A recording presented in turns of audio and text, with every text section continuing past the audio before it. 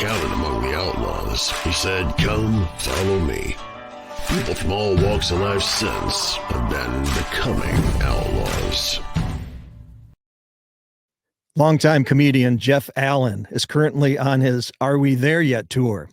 He must be doing pretty good. I looked at his tour schedule. He's booked all the way through, I think, spring of next year. And he released last fall an autobiography, Are We There Yet? My Journey from a Messed Up to Meaningful Life. And welcome, Jeff. Hey, thanks for having me, Ken. Hey. I am booked through spring. God willing, I'll live that long. I am old. Yeah, that's crazy. Yeah, you're booked all the way through April sometime. Yeah, Dry Bar changed my life. And anybody who's my age, I don't know how old you are, but you're probably close to that. Remember the Tonight Show back in the '70s? If Johnny Carson tapped you on the shoulder and said, "You're really good," then your life changed overnight. And Dry Bar released one of my videos in March of 2019, and by May, I think I had hit over 100 million views. Wow. And I said to my wife, I go, I know nothing about the internet. I am a technological moron. I'm a moron in a lot of areas of life. It's funny. Years ago, I was 31 when I got sober, and I started reading. I never read a book up until I was 31 years old, outside of the Willie Mays story. I loved Willie Mays. I played a lot of baseball, and I read Willie Mays. And that was it. I never read anything.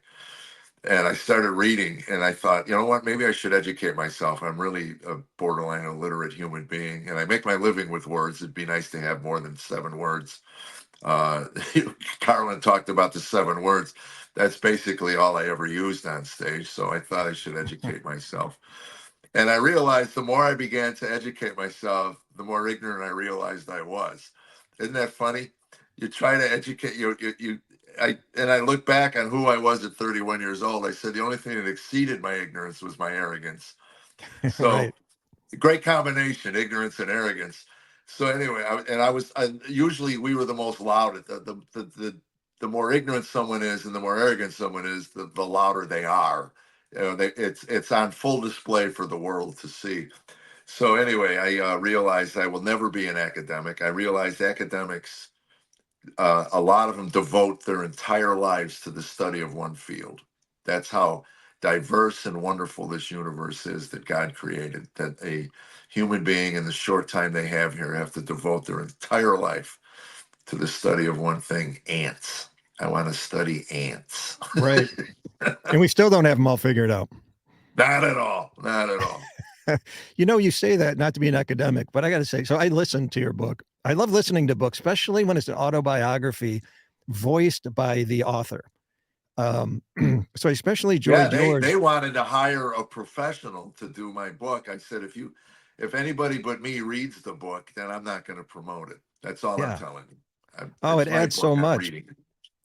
Someone could read, you're just someone else voicing somebody else's life, but to have the person who experienced it, where the emphasis is, even where the tear jerking spots are, you feel the emotion in it.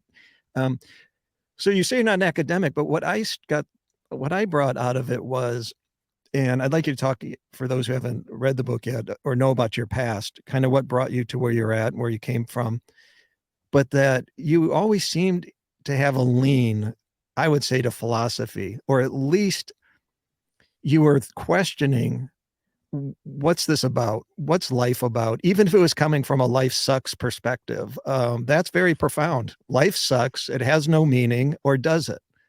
Right. You seem to be asking those questions early on. Yeah. If God exists, then okay.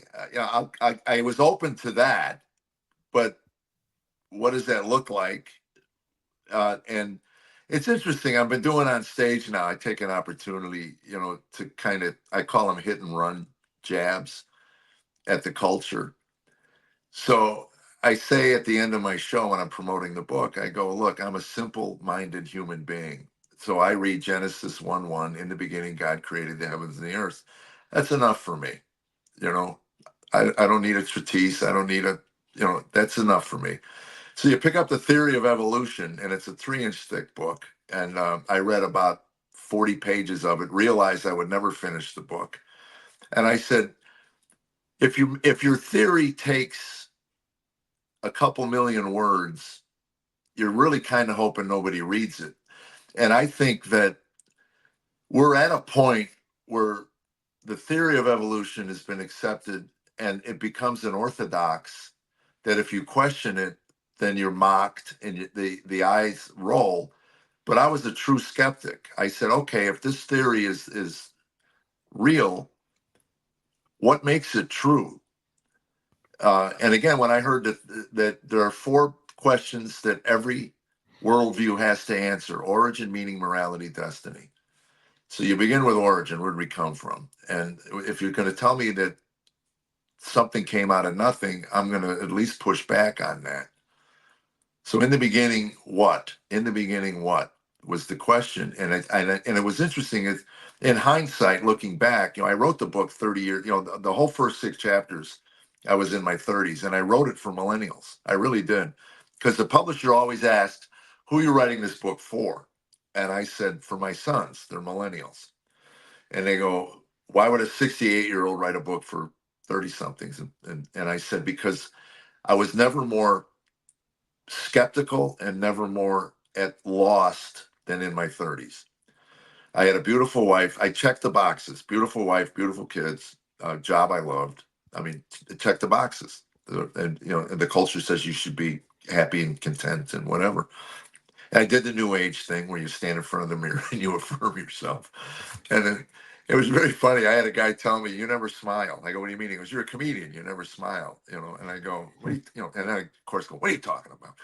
So anyway, he said, "You should work on your smile. That's your calling card. In sales, they call it your calling card." And he says, "You're an intimidating guy. You're 6'2". So it would be nice to relax your audience if you just walked out with a smile."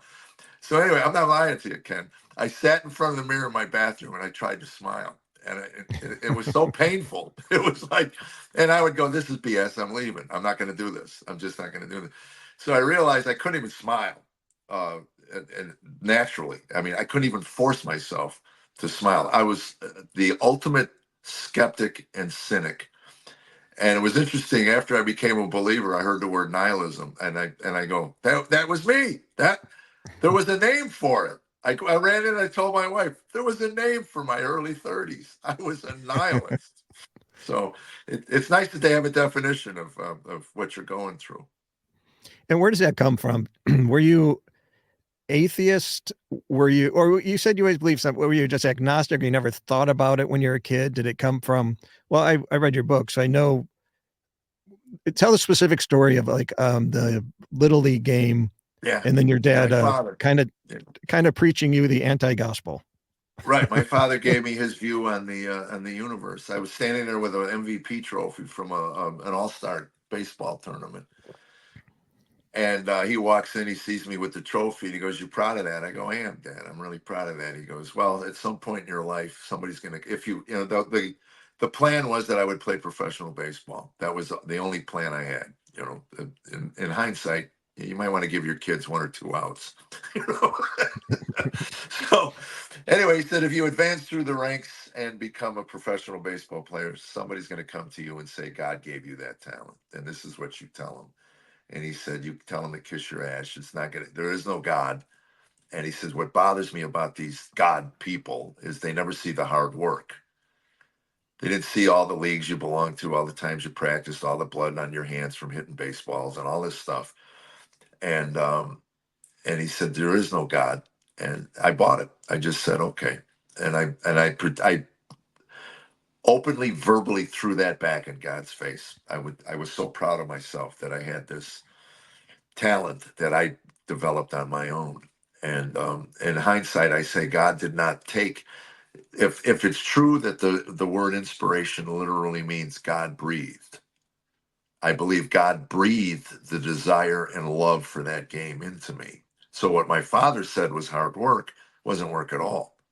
It was a joy. And I can tell you this as a 68-year-old man, I have never experienced that kind of joy in my life since. The unadulterated, uninterrupted, unpolluted joy of just going out and playing a game. Yeah. I look forward to it. And again, it's gone. I mean, it's never been back. I agree with you. Don't you think that, people try to find what their God-given gift is, and it's really what brings you joy. And I ain't no theologian either, but it seems to me that uh sin, I hate to use the word sin, it sounds so Bible-y, but not living for God, or just like sensual desires and things that can make you feel happy, they don't bring you joy. There's No, a joy difference. is an internal way. It's with you. Yeah. It's like somebody once said that to the believer, to the non-believer, joy is peripheral, suffering is central. To the believer, suffering is peripheral, joy is central. So to me, even in the time when my wife went through breast cancer, we tried to find the value in that. Why are you going through this? Why, and not for a minute, maybe a heartbeat, she believed it would be fatal. Now, that doesn't mean it wouldn't have been fatal. But in her mind, because she was a believer, she said, God's not done with me yet. I have grandchildren to meet. I haven't even met. She was 38 years old. So again, I go to the Pascalian wager, and I share this on stage in my club shows all the time. I said, I'm a Pascalian wager guy. If I'm wrong for my faith, who's been harmed? I'm a better husband. I'm a better father. I'm a better citizen. I'm a better comedian. I'm better at life for my faith. And if in the end I get plunked into the dirt and I'm worm food and nothing after this life happens, who's been harmed? What do I miss? Yeah. You But got a better life for it. if you're wrong, and you may be a great human being while you're on earth as a non-believer, but if you're wrong and you get plunked into the dirt, you miss eternity. And I'd really like to see my mom again. I really would. There's so many things I want to say to her that I didn't get a chance to say to because I was so self-centered. Where do you think, this is an odd question, I guess, but being philosophical, or maybe it's I thought of it because you're mentioning evolution and stuff. I tend to think of things like what separates humans, or what's called sometimes the human animal, from the rest of nature. And I had this conversation last week with a guest regarding death, but regarding laughter, there doesn't seem to be the emotions on animals that they have a need to laugh or to have joy. They Well, function and they survive and they have instincts. Why do you think humans have the capability to have joy and laughter and the need for it?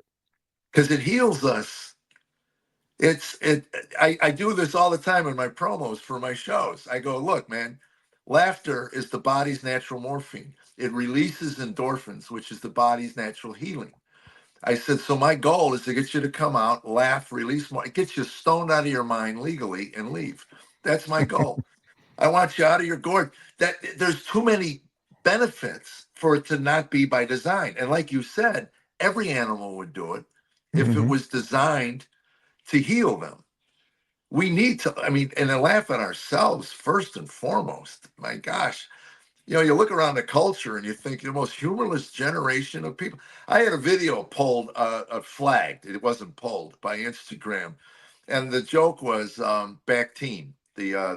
My mother would squirt my wound, and anybody who grew up with Bactine knows it hurt worse than any cut you ever had. The healing part of it was worse. So to take my mind off the pain of the Bactine, right before she squirted my wound, my mother would stab me in the eye with an ice pick. And that was the joke, right? So Instagram flags it for violence. And I Oh, right. told my wife, I said, these, those are 20 something, and they're looking at this, Oh, and it's texting. I told my son this. I said, stop texting me important things. Call me. I need to hear the inflection in your voice. Because there's a difference between saying, yeah, right, and yeah, right, um, and you can't pick that up. So we have a generation of people who take everything literally, the written word literally. They don't understand nuance. They don't understand tone. They don't. I do a joke about I couldn't wait to introduce my children to Monty Python. It was my goal. I mean, I figured 13, 14. I couldn't wait till my oldest was a teenager so I can show him Monty Python. This is what real comedy looks like, real right. satire. And he got it. He got it. We had a blast. I do it Christmas Eve. Those are my Christmas movies: Wonderful Life, the Christmas Story, and then the Holy Grail. My Your three mother Christmas smells movies. of your mother smells of elderberries. Elderberries. Well, anyway, you remember the bridge scene, right? Yeah, yeah. Yeah, my youngest comes along 4 years later, and we're all waiting for him to get to Monty Python, and we get to the bridge scene, and he goes, "That's stupid, Dad. They call that a flesh wound. His whole arm came off." And I Yeah. go to bed. I can't take this. He's And I just a told him, I stumping said, "You're ahead and he's lucky. You're lucky you look like me, buddy, because I'm telling you, that really that hurts. That really hurts." you're right about laughter with endorphins. If people don't know, is it releases serotonin, Yes, adrenaline, different endorphins. It makes you feel better. It's stress relief. It literally is pain relief. right. And Which is I don't why know. comedy explodes during the hard times in America. Oh, Always. The interesting. Depression, vaudeville did great with comedy. Every time we hit hard times, comedy explodes. Did you know that Coming out of the 15? Vietnam War, coming out of the Vietnam War, 70s, comedy, boom, man. Pryor, Carlin, Yeah. Steve Martin, You know, Saturday they'd Night send Live. Bob Hope out to the troops Right, during the wars, lighten things up, give a little stress relief. I absolutely. was going to say, I was looking online about just laughter and stuff, and 15 minutes of laughter. Now, if you laugh for 15 minutes, that actually sounds like torture, like someone tickling you. So I hope this is more like off and on laughing, like when you're watching a Right. comedian. But 15 minutes of it burns 40 calories. So I was thinking, I don't know if this will help your promotions or not, but if they go in an hour show for you, that's like a mile and a half jog, and they just sit It there. is. I didn't even think about that. I do hear ab core work. So laughter works your core Oh, apparently. yeah, that So makes that's sense. Yeah. yes. Well, people laugh till their stomach hurts. That's your abs working out there. Yeah, that's a compliment to a comic. I laughed till I puked, really. Right. So what in a brief kind of way for people who don't know your story, what is it? So if we back up, we already talked about is your dad obviously wasn't a believer and he instilled kind of anti-thoughts like, don't be a dum-dum and believe in God. Right. Uh, so what did that, I don't know what it's like.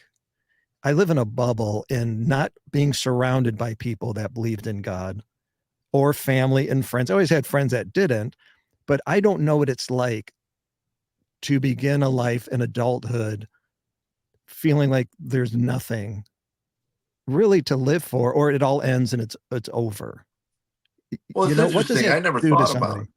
I never thought about it. I mean, I was an uneducated atheist. I mean, I really, I didn't have a position on it. I just there was no God. And I had Christians approach me, give me tracts. I'd crumble them up and throw them in their faces and laugh at them. I mocked Christians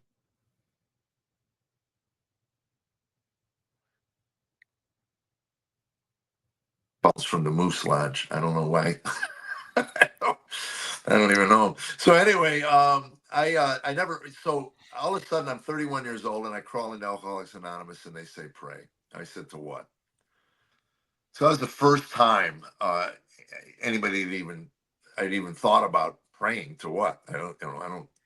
So that was really the beginning of the seed, the germ that created. Okay, pray to what? And they gave me the third step prayer in the big book of Alcoholics Anonymous, which was. God remove me from the bondage of self so that I may better do thy will. Take away my difficulties so that victory over them others may bear witness to thy strength and power in their way of life. And I prayed that every day, like they told me to. I wanted to stay sober. I did what they told me to do. I wasn't anti-God by that point. I was just like, I'll do anything.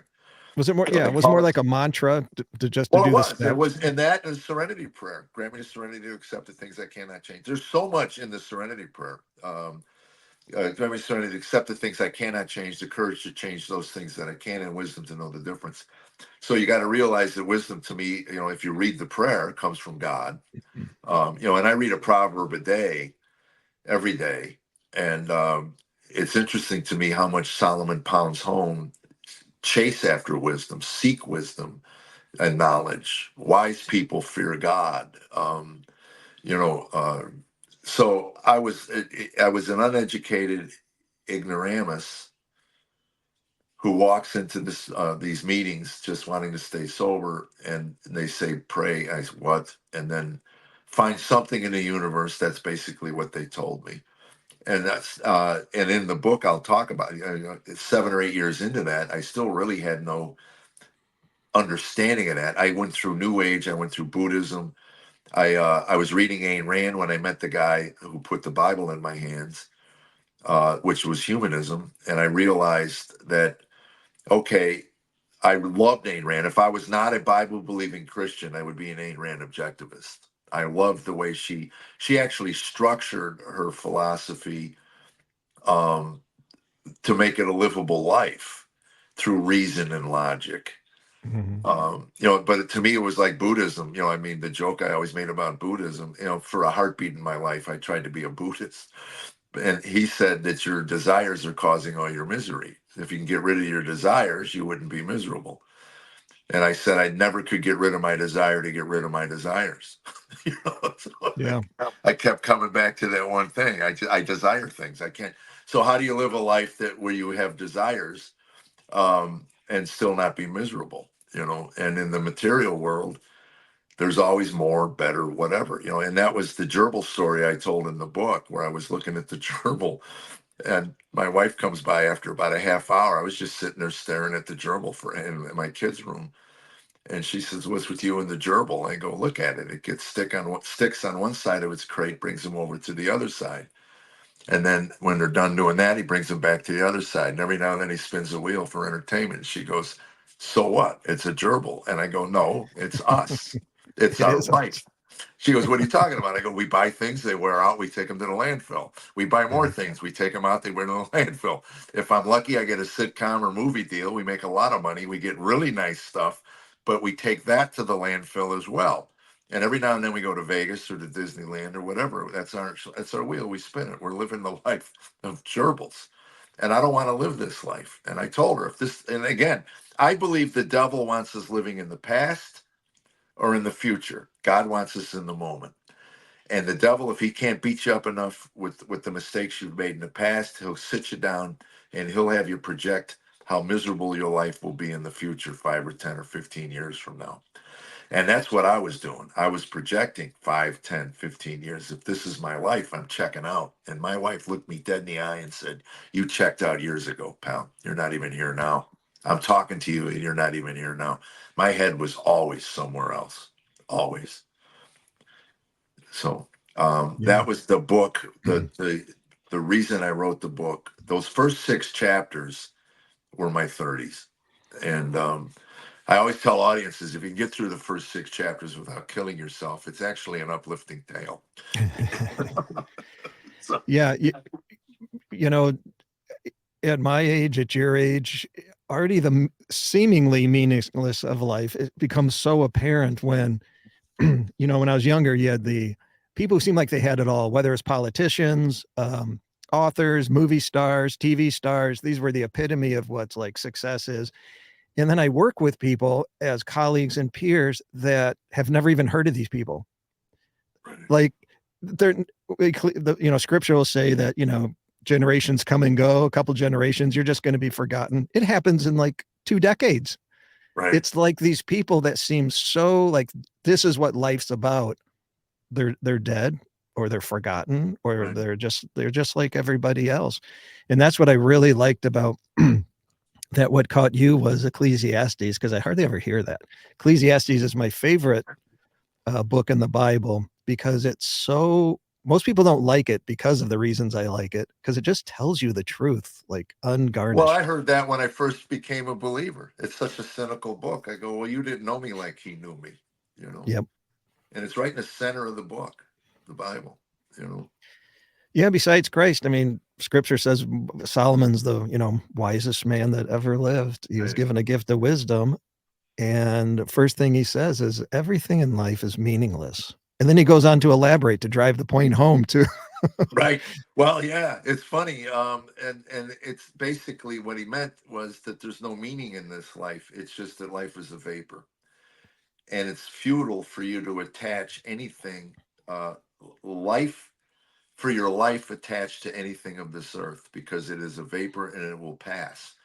So if you think about the purchases you've made or all the things in your life that have brought you joy, which is why it's important for man to take a wife. I believe this in my heart. That doesn't mean, Paul was single. I mean, it doesn't mean that. I'm just saying that when Genesis says a man will take a wife and together they become one flesh, you become one. She offers things to me that I'm unable to get as a man. I believe this in my heart, that we are there to help each other, to grow with each other. And when I love her, I love myself because we are one. So when I treat her with disrespect, I'm literally treating myself with disrespect. And there's so many really cool things. But when you were talking about this life, I think Mark Twain said, at your funeral, they'll lament you for an hour and forget you for a lifetime, Yeah. and that's it. So this life is a vapor. What am I leaving behind? Became a real issue to me when I hit 60. I told Tammy I never thought I'd think about this, but really, what is my legacy going to be? And if it's not an inner circle of close family, friends, then what is it? My comedy will, again, Belushi died and they didn't stop making comedy, and, as much as people missed what he was doing, it was forgotten about and moved on to. Like you said, name an entertainer from our generation that you thought, I, they're all a distant memory to some of Mhm. us, but they're certainly not in our day-to-day lives. And I am of no illusion when I'm done telling jokes. The only thing that matters that I leave behind is my sons, my grandchildren. If I die early, I want my wife to be taken care of financially, but I want them to smile when they think of me.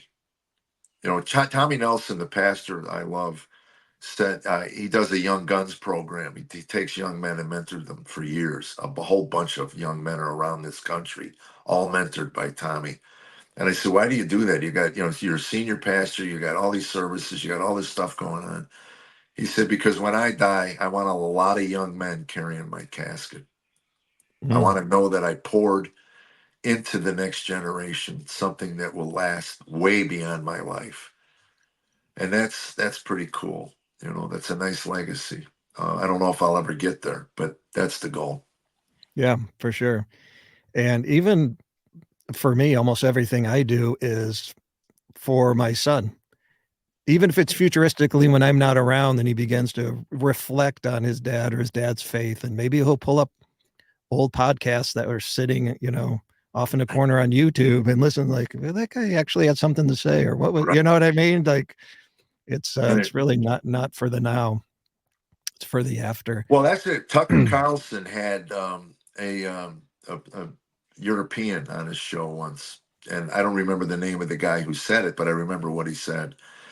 He said the problem in Europe right now is they're electing leaders that have no children. You govern Mm. differently when you have children, and you govern a lot differently when you have grandchildren, because now you're thinking a generation or two ahead. So your policies will have that kind of impact on the next generation of the generation. So you look at even someone like Trump, people that, why would he do it? I mean, that's any sane person looks at what he's been through and look at the life he had prior to going through it. Why would you do it? Why would you Yeah. do it? Well, he's got grandchildren. And, again, if you're looking ahead, it's not, it's a bleak picture if we continue along the trajectory we're going on. So I agree with you as a father and a good grandfather. Everything I'm doing now, I'm trying to figure out, how does this benefit my grandchildren? What can I do? And I'm not anywhere near in a position to to to to move culture at all. I do what I do. I call myself a seed planter. I might plant the seed in a guy or a girl who 10 years from now does move the culture. The guy that planted a seed in my head, he's a financial planner, and nobody will know his name. And he calls me occasionally and just goes, man, I'm so glad I stuck with you. because I was not a nice guy. I was a jerk, so, and that's a polite word. And for whatever reason, this beautiful, loving man just decided, that God put it on his heart that I was worth salvaging.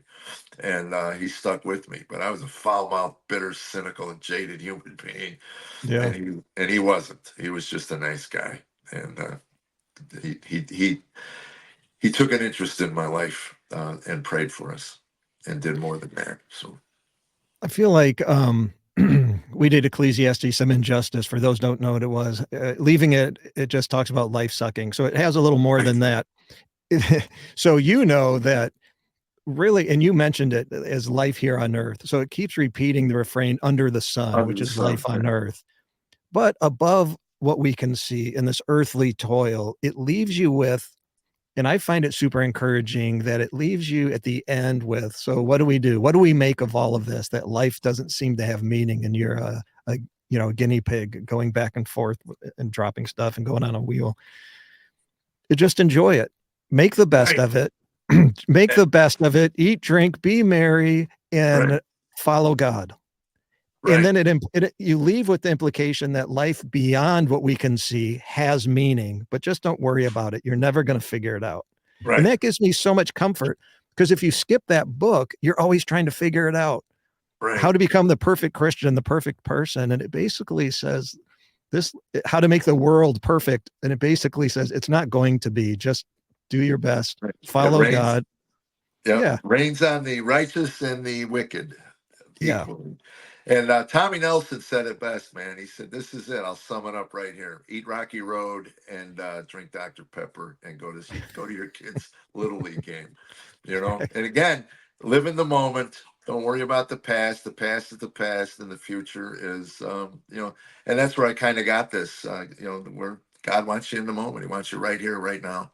And it's difficult, very, very difficult to do, especially, one of the 5 questions I ask in my book, and the last one, the 4th one was, what voices do you listen to? And in this culture, that's important. I believe garbage in, garbage out. I tell audiences all the time, we live in a great, God gave us the internet so we could see the world as he sees it, and all of its debauchery and all of its joy and beauty, and whatever you choose to pump into your heart will come out of your heart. And, I want to be informed, but boy, I'm not dwelling on that at all.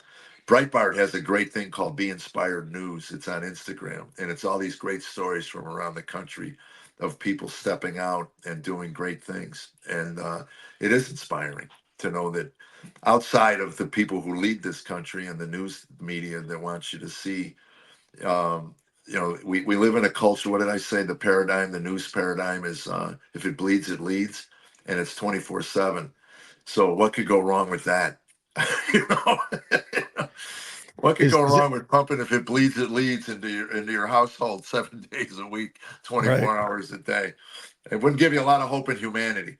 But there's some wonderful things going on out there, man, and there are people with ministries that are just doing great work, and I choose to focus on that. It was like my dad. My dad had his, my brother chose to focus on the parts of my father that were not pleasant, and I choose to focus on those times we sat in the living room and listened to the Cosby albums on the hi-fi, where I heard my father laugh and gag laughing. He was laughing so hard, and that's what I choose to remember him for. Yeah. So is that really the meaning for you behind Are We There Yet? I mean, we get the image in our head of, sitting in a backseat on a trip with mom and dad, and Are We There Yet? Before movies in the car and video games, of course. But is it really the journey in life that really doesn't have an end? That it's Well, that's it. I mean, process? that's the picture I wanted. When you're on that journey as a kid, there's somebody else driving the ship, the car, your parents. They know where the destination is, and you don't. You're a kid. You're just impatient. I want to get there. And when I got into recovery, that was me. I mean, I was like, when am I done with this recovery crap? I mean, I'm tired of recovering. I want to be recovered. I wanted to be that perfect husband. I wanted to be the perfect father. I wanted to be perfect. And at some point, you just realize You're never going to get there. I mean, if that's your goal, Yeah. I pity you. I really do. I mean, it's like one of the questions I ask is, where does your hope lie? Well, if it's in the next election, oh, I feel sorry for you. I really Yeah. do. And my hope lies in the fact that Jesus was who he claimed to be. So I'll live with that, and I will live my life accordingly. That I'm going to be accountable for, and it doesn't keep me from messing up, screwing up, sinning. I believe me. I was 5 years into this, and I realized I would never be the perfect Christian, and I was ready to abandon my faith. I really was. Because I couldn't live it. I couldn't live it perfectly. I was the hypocrite my father kept pointing out to me, because every time a Christian cussed, or every time a Christian did whatever they did, he would point it out. He made a point to point that out, And his father was a pastor, and his brother was a pastor. So my father was raised in the faith, and for whatever reason turned his back on it, and had a very deep animus towards anything Christian, which leads me to believe something really bad happened to him at church as a kid. I don't know what it was. He wouldn't talk about it, but he chose to look at all the negative that came off of us. And I try to tell people all the time that, the prerequisite to becoming a believer is that you admit you're imperfect.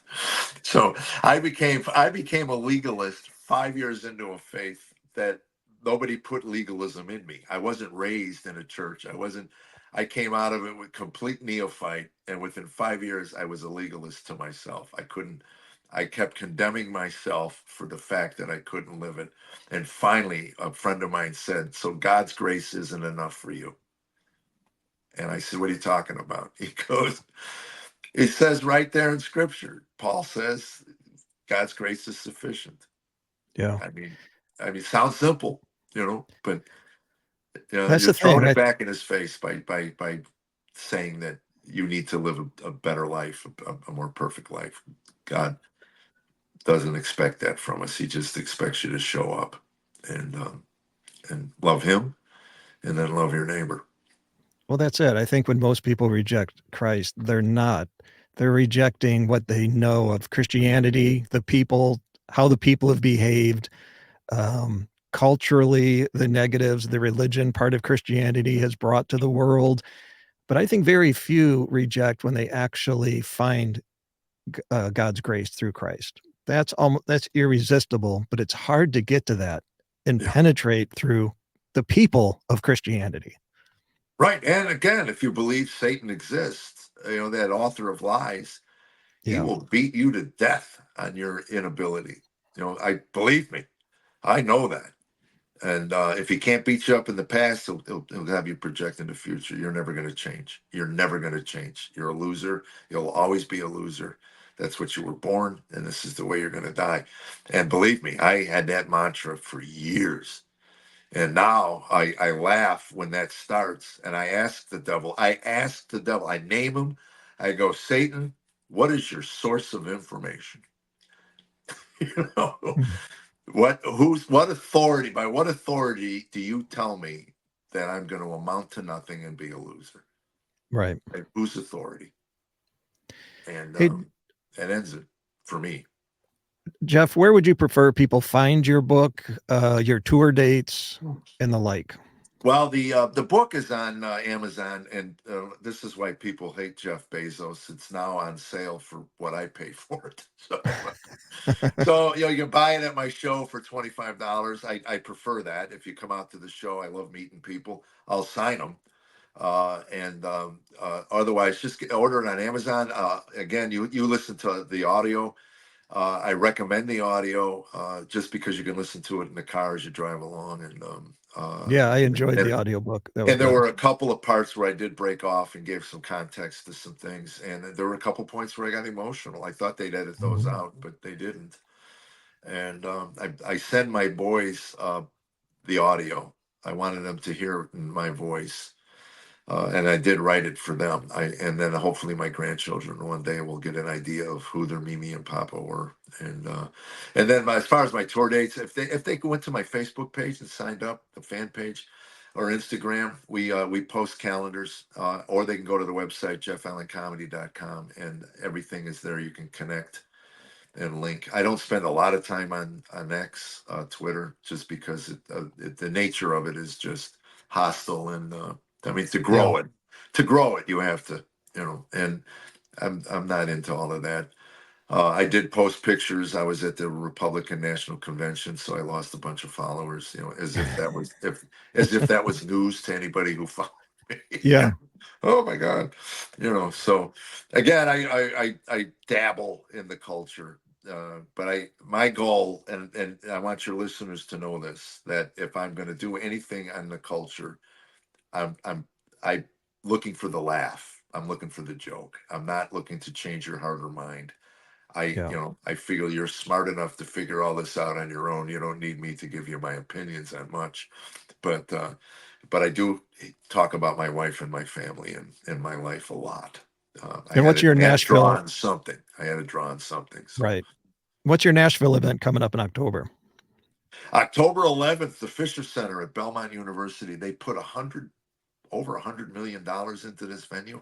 I tell the audience the venue has a lot more class than me, but they were kind enough to book me there. I'm working with Stephen Bargatze, one of the funniest comic magicians in the country.